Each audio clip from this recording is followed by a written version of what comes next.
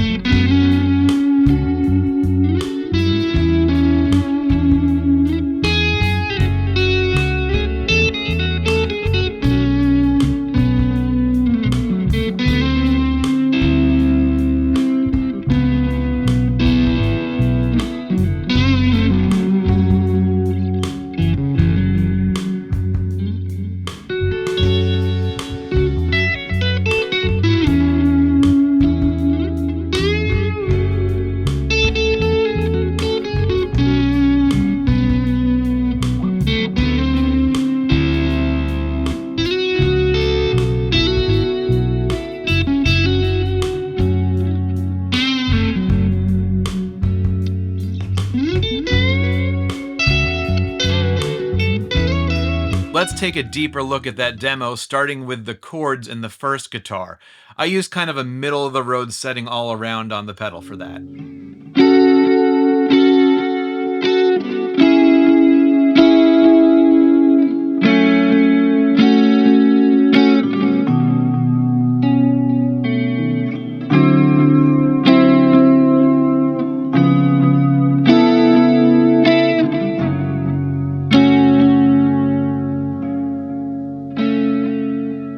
And the lead, that was a really slow chorus with a pretty thick delay, at least for this pedal. And I used a Greer Soma preamp pedal up front, and oh boy, is this pedal a treat.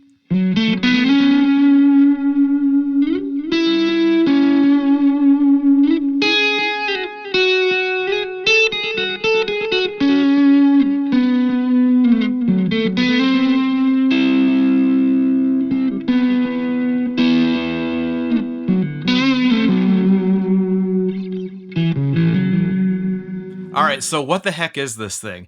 The early Visual Sound, now TrueTone pedals were all about shoving two complementary effects into a metal box shaped like a baseball home plate. Maybe you've noticed the Route 66 pedal up there, overdrive and compressor in one. They also put out the Jekyll Hyde, that's overdrive and distortion in one pedal. This is chorus and echo, so we've got chorus,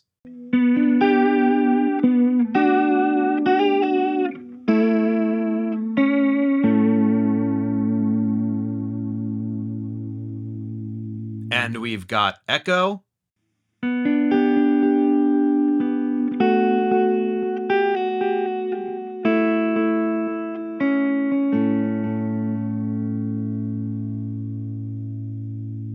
and we can use them one at a time or combined together.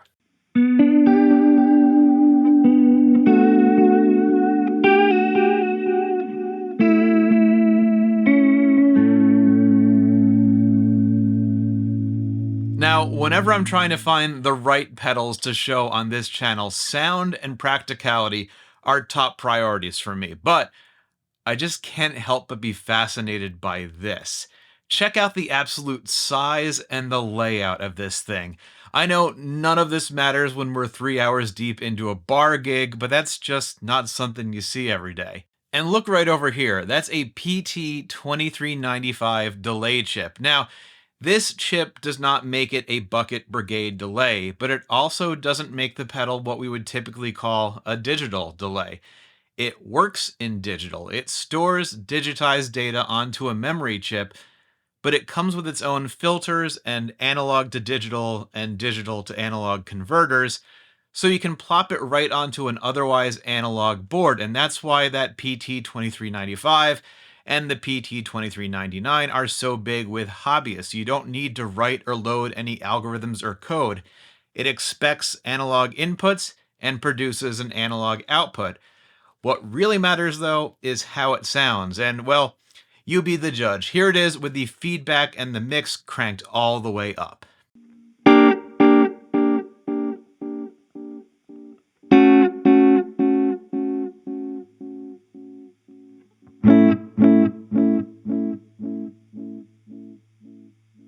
If you're looking for self-oscillation or tap tempo or outer space noises, this doesn't do that. It really just falls into that very musical, very practical sweet spot.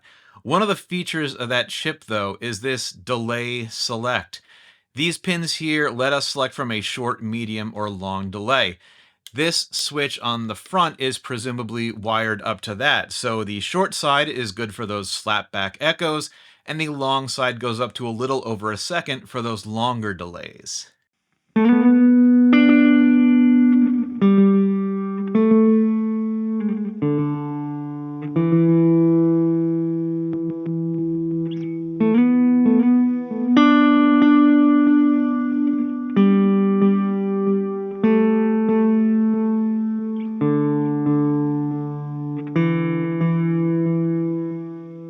So the delay isn't Bucket Brigade, but the chorus is. You can see the 3207 and 3101.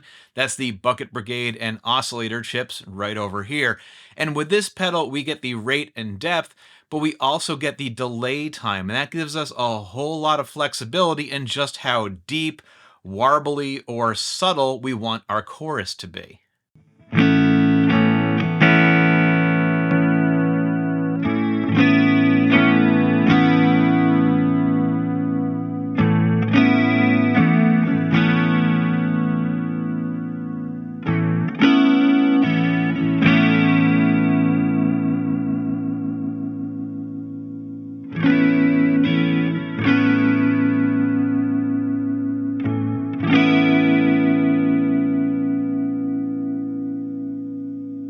One pedal, two effects, nothing crazy. It seems like the kind of effects pedal you could just chuck at the back of your amp and have it there for whenever you need it. Like someone who carries around their own little bottle of hot sauce just in case they find themselves at a place that doesn't have the good stuff.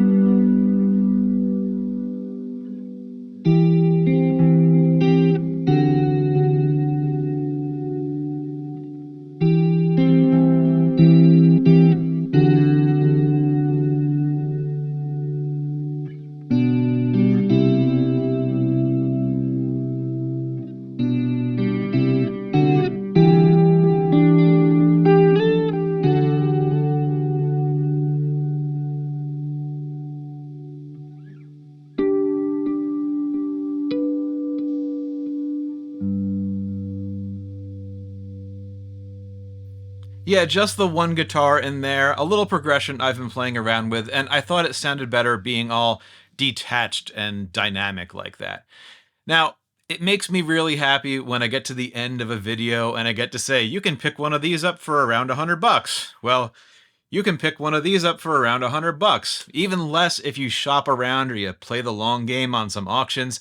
They're out there, they've been out there for a really long time, and if you like the way this sounds, but you also like to play Tetris with your pedals, well, the newest version, the version 3, has a bunch of additional features, and it is shaped like a rectangle with top-mounted jacks.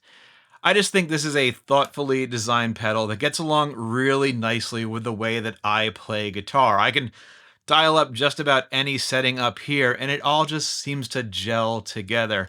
And that keeps my hands on the instrument instead of feeling like I need to fiddle around with the knobs and see what else I can do. The older I get, the more important I seem to think that is. Anyway, I hope you're doing well. I hope you're having fun. Keep doing the good stuff. I'll catch you on the next one.